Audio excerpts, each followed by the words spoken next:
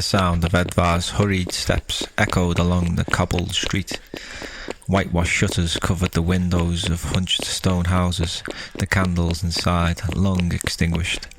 From an inn drifted a buzz of chatter and jingle of flutes and harps, and, like moths seeking a flame, a handful of people stumbled toward the commotion. Edvar left them in his wake. Wheezes of a kind he'd never heard before rattled in his burning chest. Despite the cool ocean breeze that brought with it the smell of salt and seaweed, sweat ran down the side of his face and into his patchy beard. His jerkin and breeches clung to his skin. He would have to ease off the pipe, go on a few more walks, or God forbid, start drilling with weapons again. A shed-like carriage turned onto the street ahead, pulled by a team of chestnut rounties. Edvar willed further haste into his legs and caught up to it, hopping onto the rear platform. He sucked in air, steadying his breathing, while the wheels rolled over the loose stones. Much of his life had been spent with his nose dipped in books. Now he regretted it. Over the slate roofs loomed the parapets of the first of the keep's 3 walls. The gatehouse torches lit up the teeth of the iron portcullis, transforming it into the gaping mouth of some beast from the depths of the green deep. Edvar jumped down as the carriage veered right, steadying himself with his hands as he hit the ground. "Cheeky bastard," the teamster called out after him. Edvar ran for the gate. At seeing somebody charge toward them, the 2 guards hefted the spears from their shoulders and crossed them to bar his path. "Whoa, whoa, whoa," called the smaller of the 2, a stubby-nosed man with a thick brown beard. "What's your business?" "I passed you a little over an hour ago. Let me through. There's no time for this." Edvar made to move by them. They shoved him back.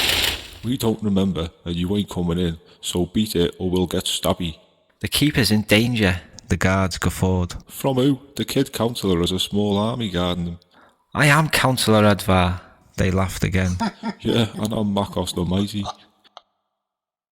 The hurried jangles of the warning bells reverberated from the keep, shattering the quiet like a stone through a library window. Edvar looked up at the iron tower, then at the guards who gaped at him, wide-eyed. Together they scrambled through the gate. Why is that bastard always right? Edvar thought, cursing Mag. Soldiers emerged from doors, pulling on armour, buckling belts and baldricks. Officers yelled orders and led men and women up the motte. How did they get to him? Poison seemed most likely. Always poison. Edvar had interrogated those working in the kitchen and stores to ensure they could be trusted. Guards were stationed day and night at the well and in the wine cellar, and teams checked the food that came into the keep. Had someone betrayed him? Had he missed something? He must have. I'm as useful as a fingerless archer. As he reached the 3rd and final wall, shouting erupted from the battlements. Before Edvar could look up, he took a blow to the head that knocked him to the ground. Hard. Flashing lights dazzled his vision, and more than once darkness closed and ebbed. A loud ringing consumed his hearing. The taste of copper flooded his mouth. With unfocused eyes he saw a figure clad in black getting to their feet, face covered save for their eyes, which looked at him as a starved dog would a chunk of meat. He saw a glimmer of steel in the figure's hand. Edvar pushed himself up onto shaky legs. His attacker swung. Edvar clumsily ducked. He felt a sting in his forearm, but it didn't stop him from charging, shoulder first.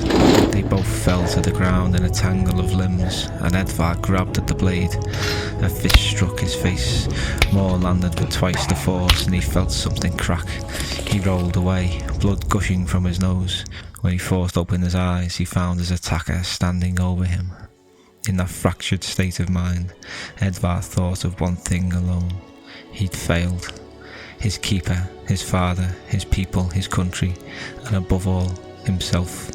What future lay ahead for them? Torment, turmoil, death. He could have prevented it. Should have prevented it. His father had been a fool to place so much trust in him. Perhaps then we're fools both. We have that in common at least.